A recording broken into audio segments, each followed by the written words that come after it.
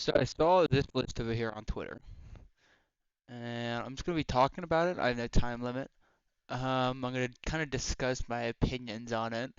I kind of was scrolling Twitter on May 4th, Star Wars Day, my birthday too, and this really just fucking ruined my day. To be honest with you, I don't even know. I just saw this and I'm like, day ruined instantly. So I decided to make a video on it and explain it. So yeah, I'm gonna be going. I don't know. I think I should go up through down or down through up. I'll probably go down through up. All right. So starting off, we have in F rank, you have Episode One, Scott Rise of Skywalker, and Episode Two. So now two out of three of these I don't agree with, and I think you can tell which ones. So obviously episode two we're gonna start with. You have Anakin and Padme. They fall in love. They go to Naboo, get married, trade droids, all that good stuff. I really think that just adds to the prequels almost, and really like I don't even know. Just their love story just really just adds, and the heartbreak and just I don't even know. Just the way that Luke and Leia just it kind of it's kind of a momentum that leads into Luke and Leia, if that kind of makes sense. Like their backstory of their parents. Like I don't know. I really like the love scenes in this. The romance scenes. It's um we do have the attack on Geonosis in this movie, which is very good. We do see the introduction of the clones, and that does set present or fucking whatever word for the rest of the Clone Wars. So I'm gonna move this one to B. Rise of Skywalker can stay. Yeah, that's just an obliteration of a fucking movie, if I'm gonna be honest with you. I mean, let's think. Fucking, we got what's his name coming back? Palpatine has somehow returned. Yeah, give me a fucking break. Like it just defeats everything that the original trilogy and everything that the prequel stood for. Just like coming out of thin air because fucking I don't even know what was the Exegol. It was the planet that he was fucking cloned on or some shit. I don't even remember. It's just not even a rememberable movie. All right, and for that reason, keep it. Episode one. All right. So this is the first movie like right after the original trilogy. And what makes this movie so special is that you get thrown into this giant ass fucking war, separatists versus the I guess is it the Republic? I might be. I don't fucking know. I'm I'm losing my brain here because this fucking list. You get thrown into episode one in the middle of this galactic fucking war, and you have no idea what's going on. Haven't seen a Star Wars movie in let's say 19, no, like 20 something years. I don't even know. And you get thrown into this war with all these politics and fucking random ass aliens that you've never even seen before. It just you have the Trade Federation, like what you have this fucking banking guy or the banking clan, wherever the fuck its name is. It's a confusing show. It's a confusing movie. Yes, I do admit. But then again, we do get some very good lightsaber fights for 20 years after the original trilogy. They knew what they were doing. George Lucas knew what he was doing. I think this set the stage for the other two prequels, and oh my God, what's his name? Fuck, this is gonna kill me, isn't it? Nope, don't go there. Um, Darth Maul. Ray Park, yeah, Ray Park does an absolute. Wait, is it Ray Park? Yeah, Ray Park does an absolute go-to job as Darth Maul. So for that, I'll put it at B. It's definitely behind Attack of the Clones. All right, fuck F, fuck Rise of Skywalker. Moving on. All right, Book of Boba Fett. Now I don't remember too much from this, but what I do remember is that it was shit. We had this fucking scene, gay. What's it? I was a gay planet. It was like a pride planet. Boba Fett, the Pride Planet. Damn, there was no Pride Planet. What was her name? Lizzo Book of Boba Fett.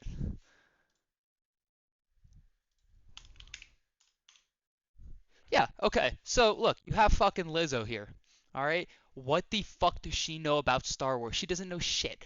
All right? She's holding fucking Grogu.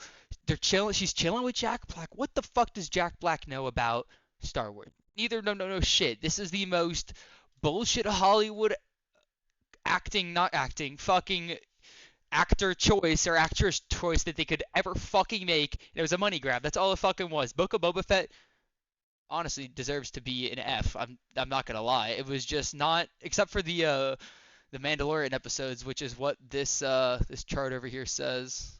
Oh no, what happened? All right, screw the chart. But no matter what anyone says, the Mandalorian scenes in this show were pretty fucking good. I'm not gonna lie, and I think because of that, it's definitely above Rise of Skywalker. I don't even know how many episodes there were of Book of Boba Fett. I think there was like two or something with Mando in it. All right, Tales of the Jedi, Tales of the Empire. I I'm not gonna lie, I don't think I watched Tales of the Empire. I'm not gonna rank that. I'm gonna get a lot of hate. Also, Star Wars Resistance. Who the fuck watches that show? I get it's for kids, but fuck it. Tales of the Jedi. Ahsoka's backstory was tough as fuck. Count Dooku's backstory was tough as fuck. I think it adds to both their characters, especially Dooku, because you didn't really see much of his background pre Clone Wars, pre Separatist and stuff. So this was definitely it was a cool experience. I'm gonna put this in B. Um, yeah, I think it's a better piece of Star Wars fiction, Episode One. I really do agree with that. All right, The Acolyte. Holy shit, I'm about to go off on this fucking show. The show fucking sucks. All right, I think we can get that out of the way. You have two sisters who just fucking one's good, one's bad, and then fucking out of nowhere, one of them can bleed a fucking wait, what's it called? One of them can bleed a fucking lightsaber automatically, like acolyte bleeding lightsaber. Like, bro, she just does this fucking shit like out of nowhere. Mr. McEnroe, right, so think it's really nice to see it live, and I can't believe people hated on that one moment. Yeah, I'm hating on that one moment, bro. It fucking took.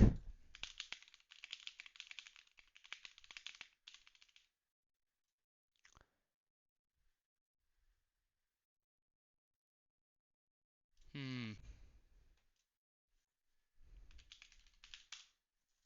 Let's see what Gemini has to say about that. How long?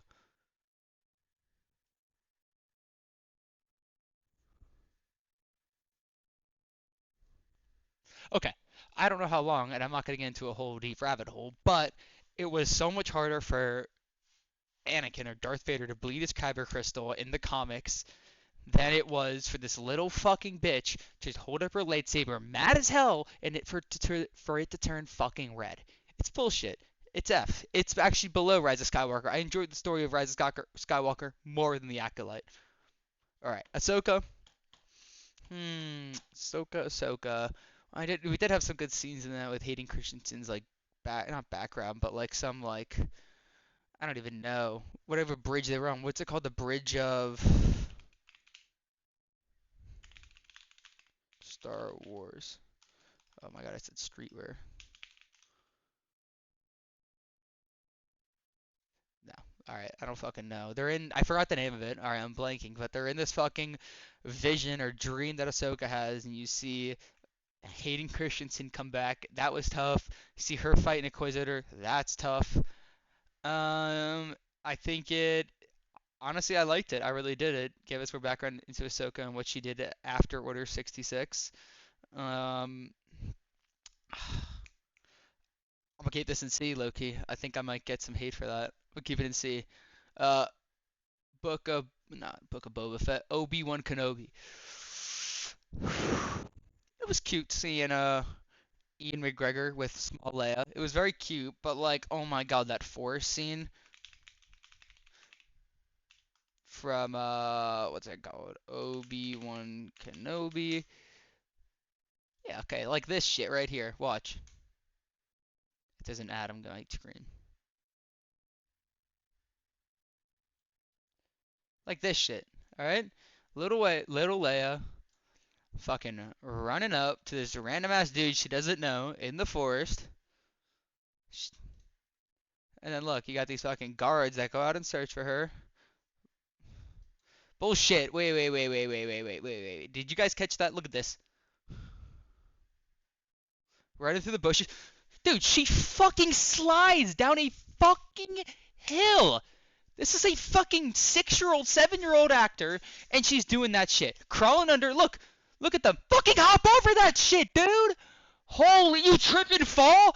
God fucking forbid. Plot armor if you tell me this is the worst scene that Disney may have came out with in the past couple years since acquiring Lucasfilm. I swear to God. All right, and because of that, it's gonna go, and I'm gonna keep it on C, but it's definitely not as worse as Book of Boba Fett or any of these fucking atrocities. God forbid. All right, Star Wars Visions was cool. There was some cool stories. I didn't watch. I low-key can't remember it. I'm not gonna lie, but I think it was like 1 or 2 episodes I didn't watch. But the animation was cool, and like the way they paid different Japanese artists to do it was honestly sick. I think it goes in C, but back end to C. All right, Bad Batch. All right, moving on to Bad Batch. I loved it. Great show, great characters, great arcs. Tech's death was low key great. No, not great, but like the way they set that up was honestly wonderful. And when do we ever follow orders? That scene just is beautiful. I'm gonna keep Bad Batch probably in B. I'm gonna keep it right there for now, and then I'm gonna redo B after I'm done. Skeleton Crew, yeah, get that shit down here. Yeah, this shit's probably like right there.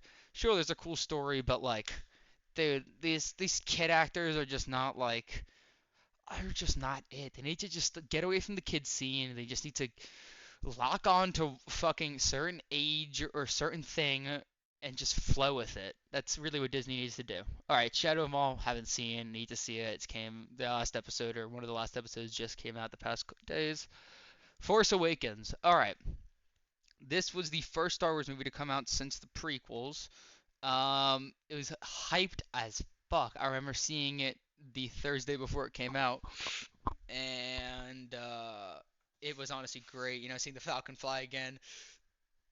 The cinematography was so sick. The storyline was cool. Finn was tough. This was the calm before the storm, I would say. You know, and it was just really good to see the gang back together. You saw Leia, you saw Han, you saw Chewie, and I think Han died in this movie.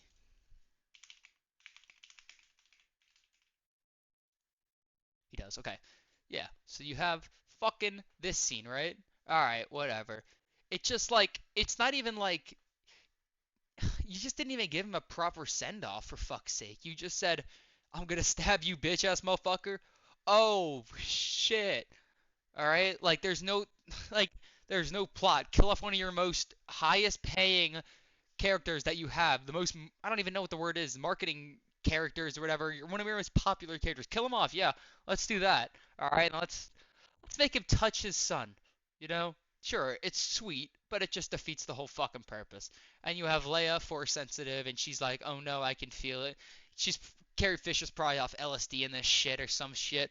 All right, everyone was off LSD in this whole fucking production. All right, but yes, good story didn't go fucking anywhere with the next two movies. Gonna put it in C, but forward half is C. Solo, I love the what's the word called? The actor that plays Han. What is his name? Holy shit. Actor that plays Han in Solo. Here's the word. Alden. Alden Enrich. Whatever his name is, I think he was a perfect cast as young Han, you know, just seeing him run throughout, oh my god, what's that planet called? I don't even know the freaking first beginning planet with that car scene or the hover bike scene. That was sick as hell. I fucked with that. I like the story too. I like how you see Lando and like the backstory of the Falcon and stuff. And how it was Lando's before the gambling. That's sick. You also got Dryden Voss. He's pretty tough. So it was sick seeing him in live action and then seeing Maul back again in live action after how God knows how many years is honestly just really crazy. I like this, but I like Solo. I'm gonna keep it in B still. All right, now moving on. You have Return of the Jedi. Um, fuck, I don't even know what to say about Return of the Jedi. It's a fucking classic. You know, all the classics are good. All the classics deserve to be an A tier, and I'm not just glazing them because they're old. I'm glazing them because without them there'd be no Star Wars. Without them there'd be no story, and there'd be no branches that go off into, let's say, the Acolyte and Maul Shadow series Solo. Like it really just, and I know I've used this word a lot, set the stage. I loved the Jabba the Hutt scenes. I loved going back to Tatooine. I love Luke or Darth Vader killing Emperor Palpatine and picking him up, throwing him in the chute, and then Luke leaving his father but being able to take his off his mask and see him with his eyes. Like that's honestly really cool. Gonna keep it in B. Actually, no, it goes in A. Fuck that shit. It goes in A. All right, now you have the Mandalorian. This is, I think, this is season 1, 2, and 3. I'm gonna be ranking. Let me just see. All right, there's 3 seasons. All right, so the first season was really good. I fucked with it so much. Second season, what happened second season? Second season, some bullshit happened. I'm not gonna maybe pretend I know because I don't. Third season, the one that just came out, kind of slow, didn't really lead anywhere. It was a nice send off for Mando and Grogu, but there was a movie coming. I like this in B, but back half of B, probably like right there. All right, yeah. All right, now getting into my favorite movies, and that's probably what every Star Wars guy say, but it is true. Fights, lightsaber fights on point. The politics on point. Wraps up everything and it directly leads into A New Hope. In doing this, doing the prequels before the original trilogy and lining up everything so perfectly that it fits is just a masterpiece, and George Lucas is an artist for it. It's going in A tier. Actually, no, it's going in God tier. Uh, all right. Let me fix B now. I think out of all of these, I look you like that better than that. Bad Batch over here. Mando. Tales of the Jedi was tough. All right, yeah, I like that a lot. All right, moving on to A tier, we got Clone Wars. What is this? The final season? All right, I'll rank both of them separately, I guess. So 1 through 6, pretty fucking good. You know, a lot of good arcs. You know, I'm not gonna start naming them because I don't know. Unapa, isn't that one? I don't actually fucking know the name of it. It's been 7 years since I last watched Clone Wars. But all the arcs and stuff, and like all the fucking battles are tough. The clones are tough. Mace Windu's tough. Young Ahsoka's tough. Fucking everyone's tough. Let's go into B. All right, actually no, it's staying in A. Clone Wars final season. Now this is a fucking masterpiece, y'all. All right, you have the three, the big three, the three Musketeers: Ahsoka, Obi-Wan, and Anakin. They all go their separate ways. And, you know, it's just you have Maul, you have the Siege of Mandalore. There's so much packed into this season that it's it's perfect. All right. Next year, Rogue One, goated show, goated show. Oh my God, Andor isn't even on this list. Hold up. You can talk it so good. Oh no. You can make it so divine.